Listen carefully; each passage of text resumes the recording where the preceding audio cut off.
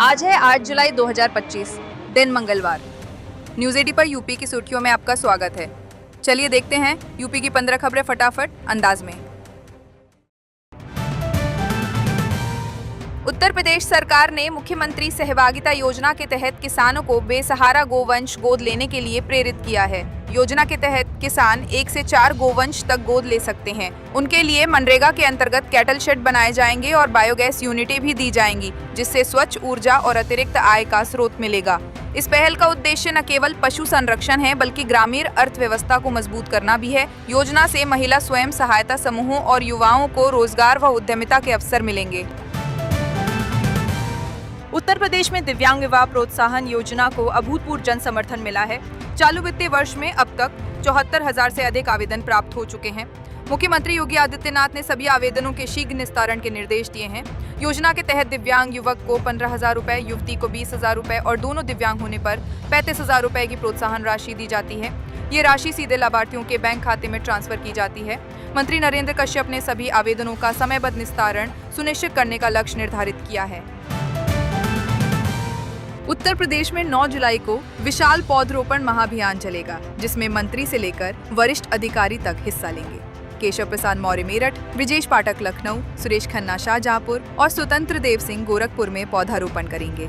राज्य मंत्रियों को जिले आवंटित किए गए हैं, जैसे कपिल देव अग्रवाल मुजफ्फरनगर और असीम अरुण कन्नौज में रहेंगे। प्रमुख सचिवों व IAS अधिकारियों को जिलों का नोडल अफसर बनाया गया है, जो तैयारियों की निगरानी करेंगे। वन विभाग अन्य विभागों से समन्वय कर रहा है। उद्देश्य है पर्यावरण संरक्षण और जन भागीदारी से हरियाली को बढ़ावा देना। उत्तर प्रदेश की पंचायती राज विभाग के अंतर्गत 95 में से 65 पंचायत उद्योग बंद पड़े हैं, जिससे करोड़ों की मशीनें बेकार पड़ी हैं। मंत्री ओम प्रकाश राजभर ने इन उद्योगों की स्थिति पर विस्तृत रिपोर्ट मांगी है और संचालन की तैयारी शुरू कर दी है। वर्षों से बंद पड़े इन उद्योगों में printing, furniture, sanitary napkin, tools आदि का निर्माण होता था।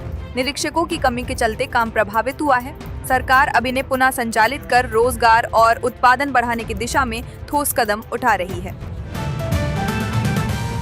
उत्तर प्रदेश सरकार ने राजकीय माध्यमिक विद्यालयों में ड्रीम प्रोग्राम शुरू किया है, जिसके तहत छात्रों को robotics, artificial intelligence, drone technology और डिजाइन जैसे आधुनिक विषयों में प्रशिक्षित किया जाएगा। टाटा टेक्नोलॉजी और जापान की यास्कावा जैसी कंपनियों की मदद से स्कूलों में टेक्नोलॉजी लैब्स बनाई जाएंगी। हब एंड स्पोक मॉडल के तहत चयनित विद्यालयों में ड्रीम लैब स्थापित होंगी। माध्यमिक शिक्षा निदेशक के अनुसार इस योजना से छात्रों को स्कूली शिक्षा के साथ रोजगारोन्मुख तकनीकी प्रशिक्षण मिलेगा, जिससे भविष्य की नौकरियों और स्वरोजगार के अवसर बढ़ेंगे। यूपी की बाल वाटिकाओं में बच्चों को मिल रही मातृत्व आधारित शिक्षा, माताएं बन रही पहली गुरु। उत्तर प्रदेश के परिषदीय विद्यालयों में संचालित बाल वाटिकाओं में अब बच्चों के साथ उनकी माताओं की भी कक्षाएं चल रही हैं। 3 से 6 वर्ष तक के बच्चों को स्कूल प्रवेश से पहले मानसिक, सामाजिक और बौद्धिक रूप से तैयार किया जा रहा है। हर माह एक नई थीम पर कार्यक्रम होते हैं, जिनमें माताओं को पोषण, शिक्षा और पालन पोषण की जानकारी दी जाती है। बेसिक शिक्षा विभाग का मानना है कि माँ ही बच्चे की पहली शिक्षक होती है, इसलिए उन्हें प्रशिक्षित कर बच्चों के समग्र विकास को प्राथमिकता दी जा रही है। अब हर पोलिंग बूथ पे सिर्फ 1200 वोटर नहीं लगेंगी लंबी लाइनें। यूपी चुनाव में बड़ा बदलाव। उत्तर प्रदेश में आगामी चुनाव को लेकर बड़ा फैसला लिया गया है। मुख्य निर्वाचन अधिकारी नवदीप रेणवा ने बताया कि अब हर पोलिंग बूथ पर अधिकतम 1200 वोटर होंगे। पहले ये संख्या 1500 थी। इससे लंबी लाइनों से राहत मिलेगी। मेरठ, मुरादाबाद और आगरा मंडल के 15 जिलों के DM को प्रशिक्षण दिया गया है। प्रदेश में पोलिंग बूथों की संख्या अब 1.80 लाख तक पहुंचेगी। हर बूथ पर शौचालय, रैंप, व्हीलचेयर और पानी जैसी सुविधाएं भी होंगी। साथ ही वोटर लिस्ट अपडेट और शिकायतों से बचाव के लिए भी दिशा निर्देश दिए गए हैं। बिना लिखित परीक्षा के 57 असिस्टेंट इंजीनियर पदों पर भर्ती, गेट स्कोर से होगा चयन। Uttar Pradesh state bridge corporation limited UPSBC ने 57 असिस्टेंट इंजीनियर पदों पर भर्ती के लिए आवेदन शुरू कर दिए हैं। चयन गेट 2025 के स्कोर के आधार पर होगा। कोई लिखित परीक्षा नहीं होगी। इनमें 50 पद सिविल और 7 पद मैकेनिकल के लिए हैं। आवेदन की अंतिम तिथि 7 अगस्त 2025 है। अभ्यर्थियों के पास संबंधित विषय में BE BTech डिग्री और वैध गेट स्कोर कार्ड होना अनिवार्य है। आवेदन के लिए कोई शुल्क नहीं लिया जाएगा। शॉर्टलिस्ट अभ्यर्थियों को दस्तावेज सत्यापन के लिए बुलाया जाएगा। उत्तर प्रदेश सरकार ने कक्षा 9 से 12 तक के छात्रों को छात्रवृत्ति और शुल्क प्रतिपूर्ति 2 अक्टूबर से देने का फैसला किया है। पहले ये प्रक्रिया दिसंबर में शुरू होती थी। पिछड़ा वर्ग, अल्पसंख्यक और समाज कल्याण विभागों की योजनाओं में समानता लाने के लिए मंत्रियों की बैठक में ये निर्णय लिया गया। मुख्यमंत्री योगी आदित्यनाथ ने फर्जीवाड़ा रोकने के लिए एकीकृत पोर्टल बनाने के निर्देश दिए हैं। योजना का उद्देश्य आर्थिक रूप से कमजोर छात्रों को समय पर लाभ देना है। छूटे हुए छात्रों को बाद में वजीफा प्रदान किया जाएगा। उत्तर प्रदेश में प्राथमिक स्कूलों के मर्जर को लेकर दाखिल याचिकाओं पर इलाहाबाद हाईकोर्ट की लखनऊ बेंच ने योगी सरकार को बड़ी राहत दी है। न्यायमूर्ति पंकज भाटिया की एकल पीठ ने याचिकाओं को खारिज करते हुए कहा कि स्कूलों का विलय राज्य की नीतिगत योजना का हिस्सा है और इसमें न्यायालय हस्तक्षेप नहीं करेगा। याचिकाएं बेसिक शिक्षा विभाग के 16 जून के आदेश को चुनौती देती थीं। सरकार ने मर्जर को शिक्षा की गुणवत्ता सुधारने और संसाधनों के बेहतर उपयोग का उपाय बताया, जिसे कोर्ट ने स्वीकार किया। केंद्रीय कृषि मंत्री शिवराज सिंह चौहान ने दिल्ली में मक्का सम्मेलन में घोषणा की कि घटिया उर्वरक, कीटनाशक और बीज बेचने या बांटने पर सख्त सजा वाला कानून लाया जाएगा। इसके तहत दोषी को अधिकतम कैद और भारी जुर्माने का प्रावधान होगा। अभी तक केवल मामूली जुर्माने की व्यवस्था थी। मंत्री ने उदाहरण देते हुए कहा कि खराब बीज से फसल बर्बाद हो जाती है, किसानों को भारी आर्थिक नुकसान उठाना पड़ता है।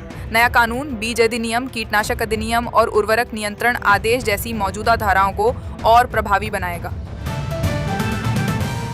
कांवड़ यात्रा से पहले मुजफ्फरनगर में पहचान अभियान पर सियासत गर्म है। किसान नेता राकेश टिकैत ने कहा कि महाराष्ट्र मॉडल अपनाएं, वेजिटेरियन होटल पर ग्रीन और नॉनवेज होटल पर रेड रंग से पहचान हो। उन्होंने मीनाक्षी चौक के मुस्लिम होटलों पर सवाल उठाते हुए कहा कि क्या दुकानदार अपनी जाति भी बताएंगे। टिकैत ने कहा कि कांवड़ियों की सेहत बिगड़ रही है, इस पर ध्यान देना चाहिए। साथ ही उन्होंने डीजे वाली बड़ी कांवड़ बंद करने का विरोध करते हुए आवाज और हाइट बढ़ाने की बात कही। पत्रकारों पर भी भड़कते हुए बोले, इनके खिलाफ मुकदमा हो। मुजफ्फरनगर में पहचान अभियान पर यूपी के मंत्री कपिल देव अग्रवाल ने कहा कि मदरसों में बच्चे टोपी पहनते हैं, किसी को आपत्ति नहीं, तो ढाबों रेस्टोरेंट में पहचान क्यों छुपाई जाए। अगर कोई हिंदू देवी देवताओं के नाम से दुकान चला रहा है लेकिन असल पहचान छुपा रहा है तो ये धोखा है। मंत्री बोले कि पकाया हुआ भोजन बेचने वालों को अपनी पहचान उजागर करनी चाहिए। फल सब्जी विक्रेताओं पर यह नियम लागू नहीं। सोशल मीडिया पर मंत्री की जामुन खरीदते हुए वीडियो वायरल है, जिस पर उन्होंने कहा, यह मुद्दा ठेले वालों का नहीं, सिर्फ पके खाने का है। मुजफ्फरनगर में कांवड़ यात्रा से पहले चल रहे पहचान अभियान पर सपा विधायक पंकज मलिक ने तीखी प्रतिक्रिया दी है। उन्होंने होटल कर्मी की पैंट खुलवाने की घटना पर सवाल उठाते हुए कहा कि हिंदुस्तान में पैंट खुलवाने का अधिकार किसे है, ये सीधा अत्याचार है। उन्होंने इसे सांप्रदायिकता फैलाने की साजिश बताया और कहा कि सरकार को ऐसे संगठनों पर कार्रवाई करनी चाहिए। पंकज मलिक बोले, हर नागरिक की पहचान नगरपालिका में पहले से दर्ज है, फिर जबरन पहचान पूछने का औचित्य क्या, हम इसे सदन में भी उठाएंगे। देश में बारिश का कहर और राहत दोनों। यूपी बिहार में अलर्ट जारी। देश भर में भारी बारिश का दौर शुरू हो चुका है। कश्मीर से कन्याकुमारी और बिहार से बंगाल तक मौसम सुहावना हो गया है, जिससे लोगों को भीषण गर्मी से राहत मिली है। हालांकि पहाड़ी इलाकों में बादल फटने की घटनाएं चिंता बढ़ा रही है। मौसम विभाग ने कई राज्यों में अलर्ट जारी किया है। उत्तर प्रदेश और बिहार में 8 से 10 जुलाई तक तेज बारिश की संभावना है। खासकर मुजफ्फरनगर, शामली, मेरठ, बागपत, गाजियाबाद और सहारनपुर समेत कई जिलों में भारी बारिश और बिजली गिरने की चेतावनी जारी की गई है। तो ये थी आज की फटाफट खबरें। अगर आपको ये वीडियो पसंद आया तो वीडियो को लाइक, शेयर व चैनल को सब्सक्राइब जरूर करें। धन्यवाद।